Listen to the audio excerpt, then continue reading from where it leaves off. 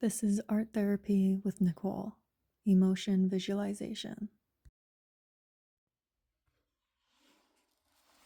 Emotion visualization is the practice of grounding in our bodies, tuning into our current emotional worlds, and creating a visual representation of our current internal landscapes.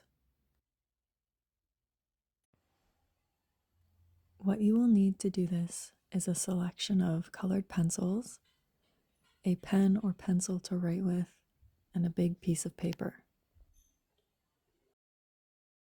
Begin by journaling. This is a good way to clear the headspace. It is like tugging on the loose thread of a tangled mind. It allows us to give our thoughts a shape and a place to rest. Feel free to write about anything that comes up. Write about how your body is feeling or how your week has been. Write about things you're looking forward to or even patterns you've been noticing recently.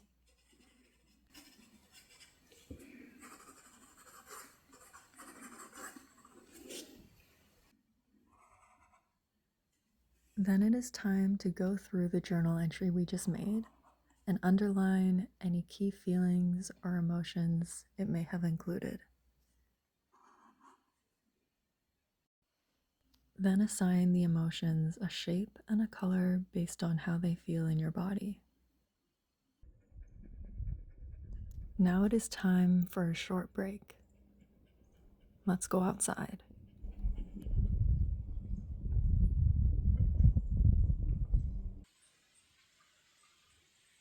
Allow yourself to become the observer. Allow your thoughts to wander.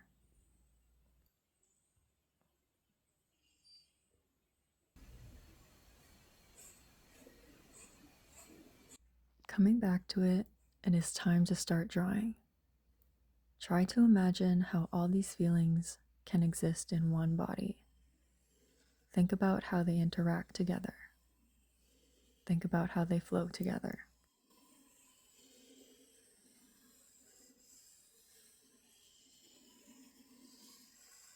For me, I started with anxiety. It lives as a deep swirling in my gut. Walking through life, you'll end up anticipating a lot, wondering what's coming next and how you'll handle it. This is completely normal. Sometimes, however, we wonder about the worst possible outcomes in an attempt to protect ourselves. But what if we also consciously took time to wonder about the best possible outcomes? Sadness comes next. It is also a swirling, and it tends to follow anxiety around. Sometimes we aren't sad about where we're headed necessarily, but more about what we're leaving behind in the process, even if it's for the best.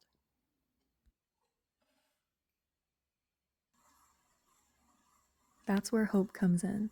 Hope is a green seed planted deep in the chest. It radiates outwards. It can fade at times, but it can always be plucked from the air and tucked back into our pockets.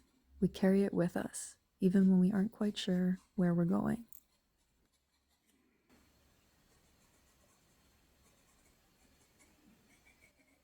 Sometimes fear can poke through. Fear is fast and sharp, and it appears in the chest. It is important to remember that fear is there to keep us aware, but trust yourself and the wisdom you have gathered over the years to guide you through it. Learn from your mistakes and be brave.